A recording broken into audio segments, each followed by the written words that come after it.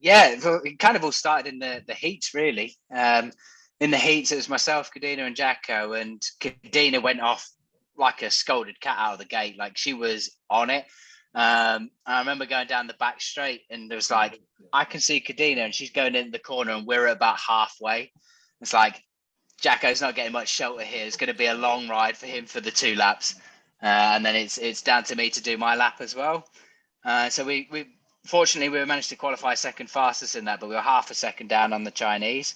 But we knew we needed to rectify that for the final. So yeah, we changed Kadeena's gear, made it a little bit bigger, so slowed her down a bit in the first quarter, and then give Jaco a chance, and then we could really maximise on that.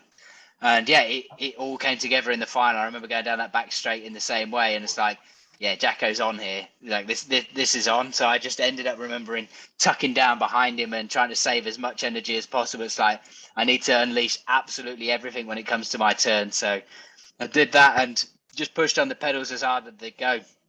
And I just remember coming through the finish line or whatever, and just I gave it a big lunge, and then first thing I did was look straight up at the massive scoreboard that's in front of you, and I was just scanning it up and down. It's like I saw China's name, I see Great Britain's name, and I saw a number 1 next to our name, and it's like, wow. And then I saw the time that we'd done and the little world record symbol, and it was like, yeah, it was a massive release of emotions, and it was phenomenal. Like Jaco and Kadeena have done some pretty special stuff this week already.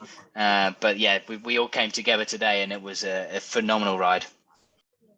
So I've had 2 difficult parts. So, firstly, when the games were postponed, I really didn't know what to do and really how to deal with it. And I ended up taking about 6 to 8 weeks literally off the bike. Was riding the bike literally when I felt like I could ride the bike and was interested in riding the bike.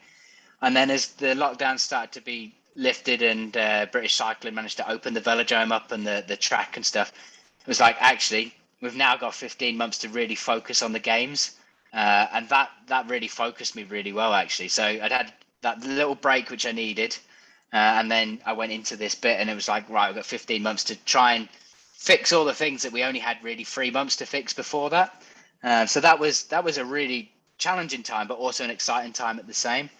And then in January, I had an operation on a hernia. So I had a hernia that was repaired in January. So it was the process of getting that fixed, getting through the rehab, and getting back on the bike and performing at the highest level. And thankfully, the surgeon was phenomenal. I think he does pretty much most of the Premier footballers when they end up having a hernia problem. So it wasn't long that I was back on the bike, and he said basically cycling is the perfect rehab for the hernia operation. So I think I was in good hands, and with our medical team and support staff, they kind of guided us through, and within the space of 8 weeks we were back to full strength and back on it. So yeah, it's been challenging in times. It's been challenging to try and keep the motivation, keep everything going, but it's got to the point where I was just enjoying riding my bike and enjoying the training, and Tokyo couldn't come around soon enough.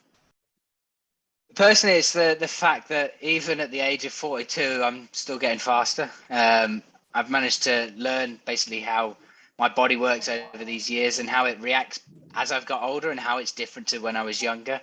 How to fine tune my training to make sure I got the most out of that. How to put my race together. Like it's strange. I've done so many races over the years or whatever, but we never kind of really sat down and broke it down and kind of stripped it to pieces. And this 15 months that we've had is we've been able to do all the things that we don't normally do. So it's been really fascinating to kind of go through that and do that. And now it's put us in a position where it's actually I'm still getting faster, even though I'm getting older. And it's put me in a position that it's like it's only 3 more years to Paris. So it's something that would be on the radar, as opposed to kind of, I'm never going to make it to Paris. Now it's kind of like, well, actually, it's 3 more years, and I've learned a lot in this last 15 months, and see if we can take some of those lessons forward and see where we go.